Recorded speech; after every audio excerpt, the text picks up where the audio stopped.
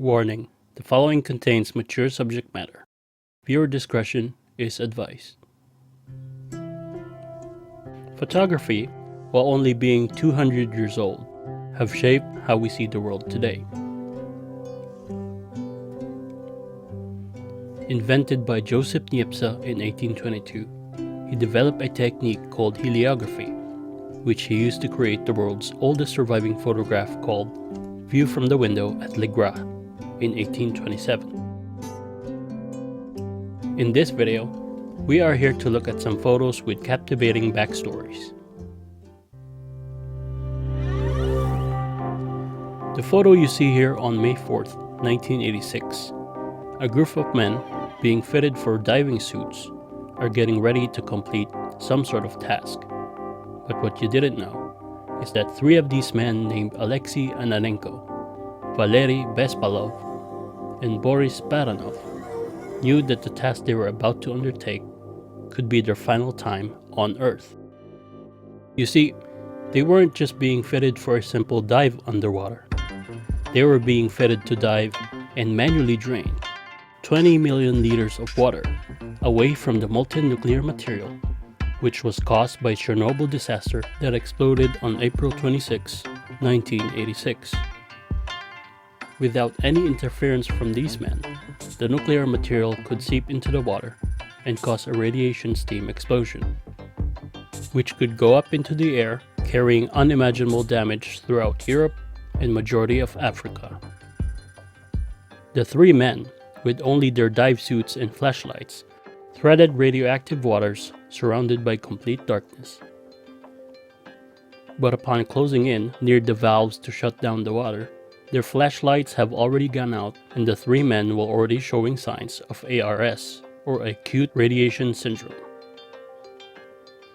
Fortunately for them, they all survived and prevented the world from going into a nuclear fallout.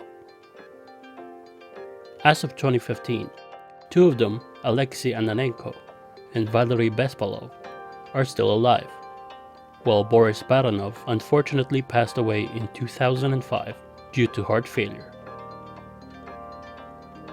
These three men will be forever considered as heroes for their acts of bravery.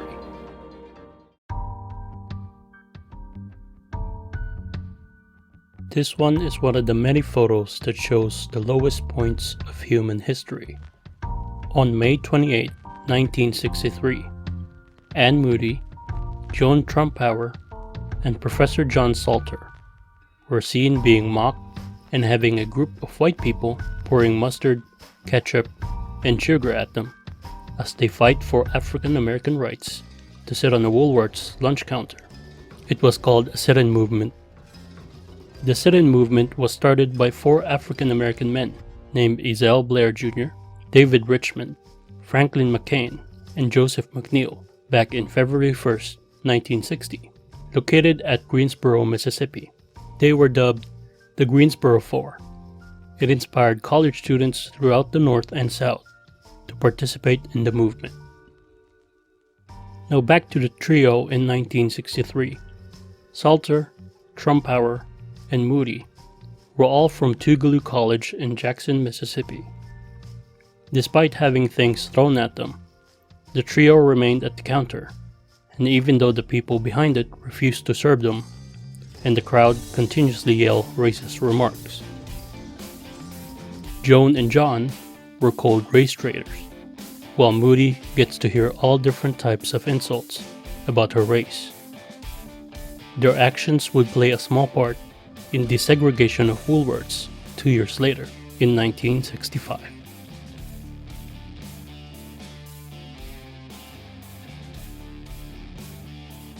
This photograph was taken on June 5, 1952, as part of Operation Tumbler Snapper test series at the Nevada Proving Grounds.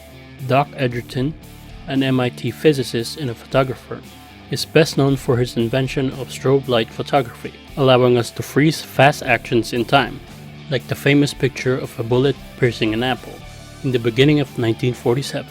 Edgerton's research firm was commissioned to photograph atomic bomb tests in Nevada and the Pacific.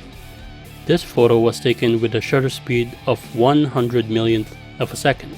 In numbers, it looks like this. At first glance, the photo looks like an X-ray of a badly deformed orange. But a photograph like this, captured at the perfect time, will remain a massive part of the American history, both good and bad.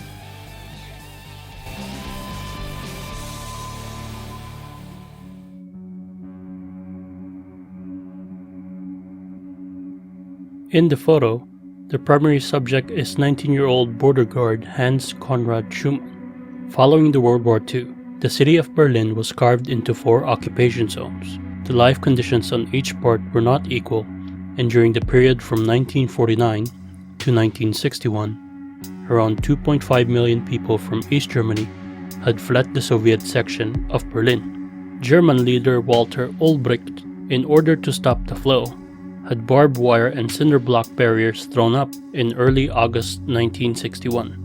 The West Berlin crowd were enticing Hans to come over, and he himself said that he was done living enclosed, and suddenly jumped the barbed wire. The photo quickly made its way to the press, and the iconic image of Hans leaping over the barrier became a symbol of freedom. The young soldier went on to live quietly in the West.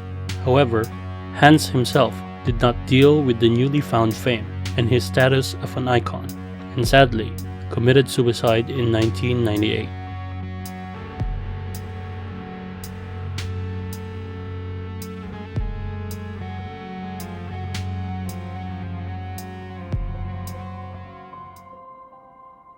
As I am making this video, it got me thinking what these photos would look like if put in color. I decided to put these photographs through an image colorizer by Google. So here are what they would look like, even though they do not show the most accurate results.